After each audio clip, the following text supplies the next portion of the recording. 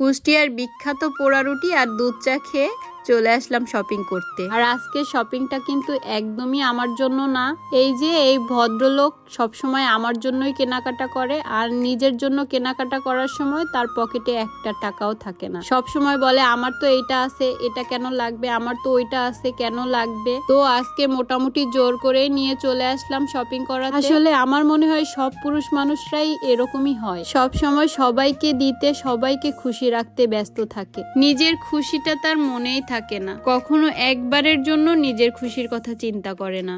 সব পুরুষ মানুষ কেমন আমি জানি না, তবে আমার স্বামী ঠিক এরকম একটা মানুষ যে সব সময় অন্যকে দিয়ে অনেক বেশি খুশি থাকে। অনেকগুলা শোরুম ঘোরার পরও তার প্যান্ট পছন্দ হচ্ছিল না।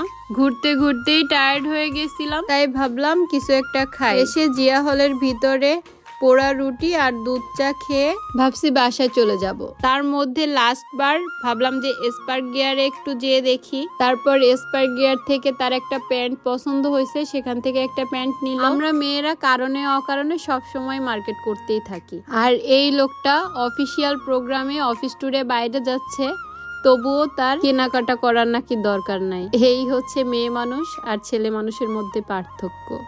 তুমি তোমার স্ত্রীকে সবার সামনে ছোট করে কথা বলবা, আর তুমি আশা করবা তোমার স্ত্রী তোমাকে ভালোবাসুক, সম্মান করুক। হে বোকা পুরুষ, এই পৃথিবীতে কোনো পুরুষই তার স্ত্রীকে ছোট করে কোনোদিনও বড় হতে পারেনি।